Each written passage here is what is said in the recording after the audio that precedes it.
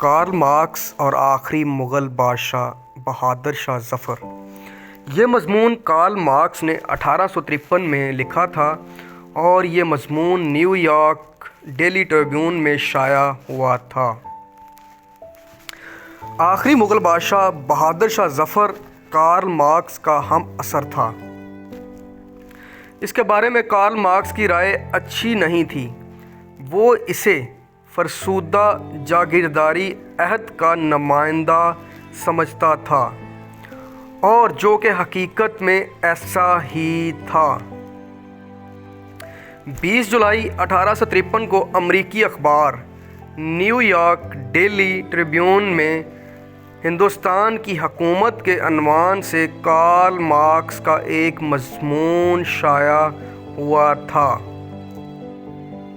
جس میں Karl Marx نے بادشاہ بہادر شاہ ظفر کے نام نہاد بادشاہت اور اس کے ارد گرد موجود ماحول کے سطحی پن کو بہت اچھے انداز میں ایکسپوز کیا تھا۔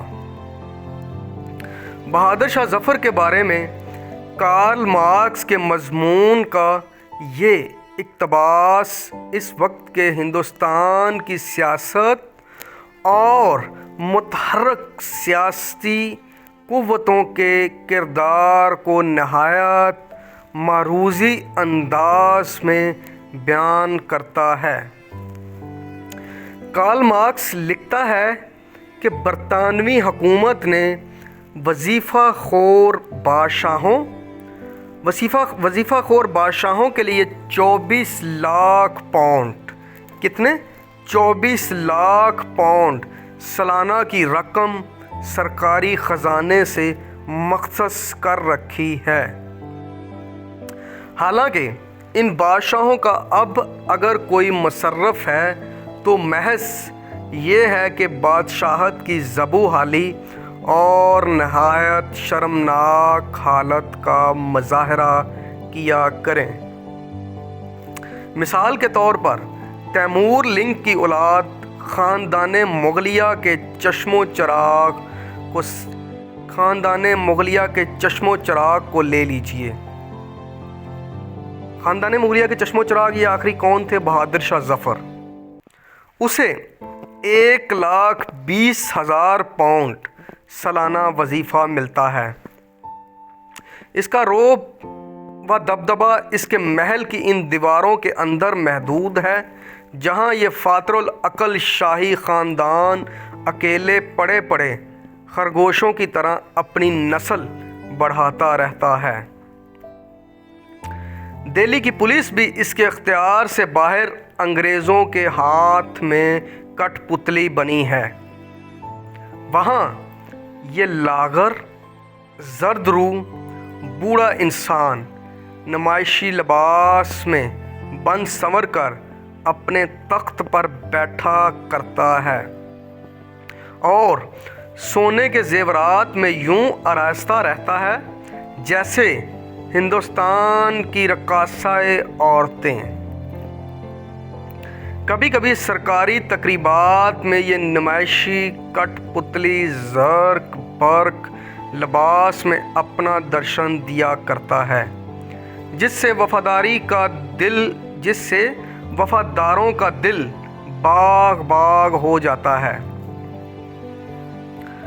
بہادر شاہ ظفر کے دربار میں آنے والوں کو اشرفی نظر دینی پڑتی ہے اور وہ اپنی طرف سے لوگوں کو عمامے اور ہیرے جواہرات وغیرہ عطا کرتا ہے، لیکن ان ہیرے جواہرات کو قریب سے دیکھنے پر معلوم ہوتا ہے کہ شاہی جواہرات معمولی شیشے کے ٹکڑے ہیں جن پر معمولی تاریکی سے رنگ چڑھا دیا گیا ہے،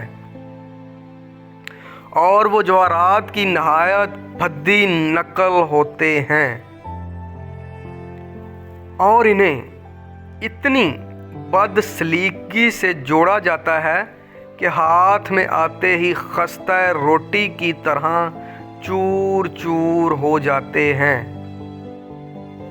یہ ماننا پڑے گا کہ انگریز کے مہاجن اور ان کے ساتھی انگریز رئیس زادے بادشاہت کو ذلیل کرنے کے فن سے خوب واقف ہیں۔